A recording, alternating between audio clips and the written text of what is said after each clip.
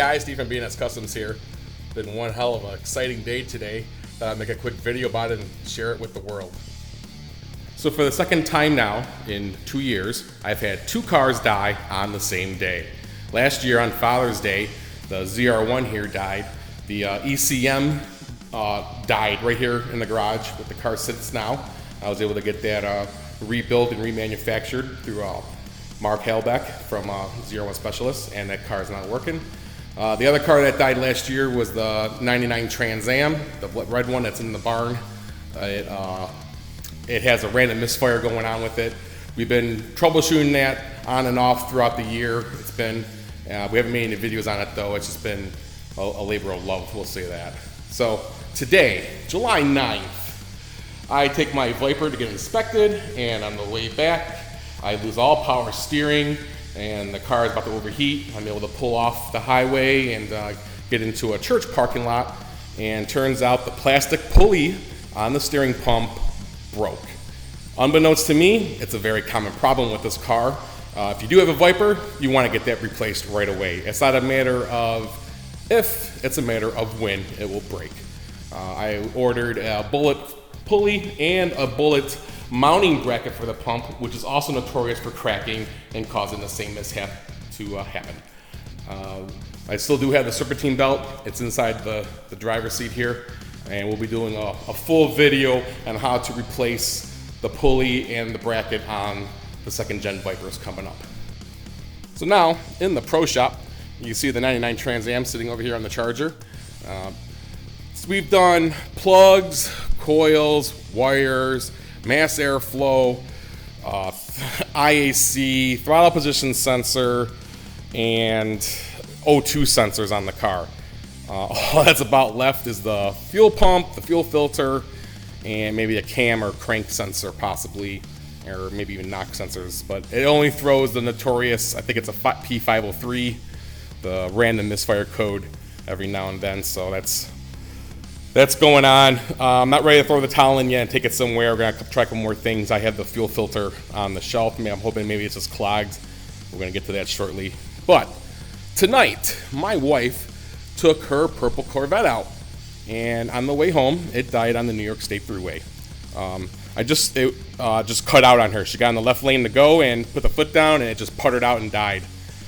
She was able to get across the highway and pull over, and then get out of the car and get away from it so that she wouldn't get hit. And she did try to start it, and one time it started and stalled, and then she just left it.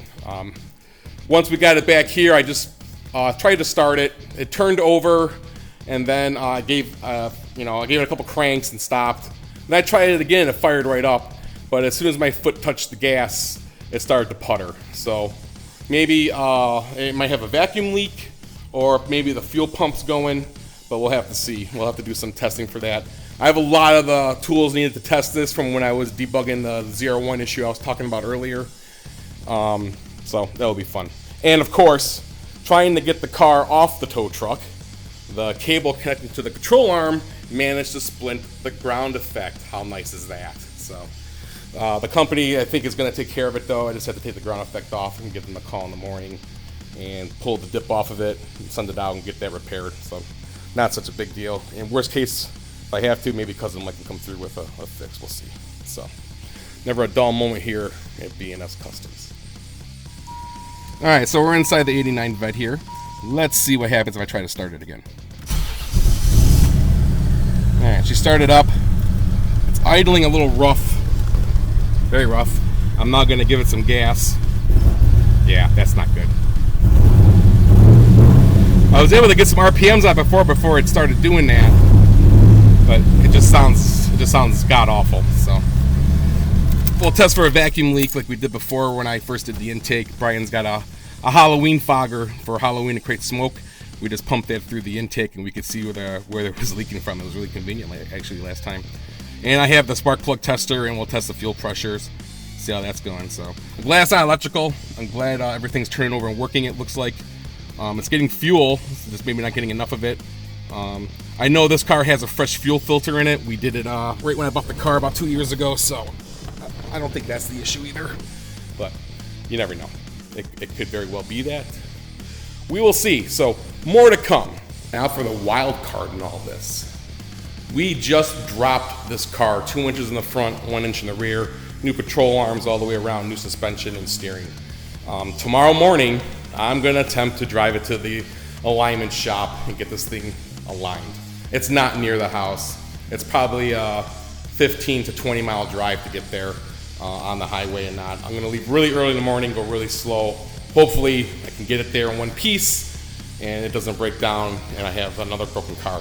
Especially now that we just got this one fixed and rolling again after being out of commission for a year and a half before I was able to get all the parts together and queue it up in line along with all the other cars that I have to work on. So I recommend don't own 7 cars. If you get more than 2, you should really consider selling them all. Don't do what I did and buy all these cars and expect to be able to maintain them all, because it's a constant battle. There's always something wrong with one of the cars, from a window motor to the engine falling out, it seems to be. So good times.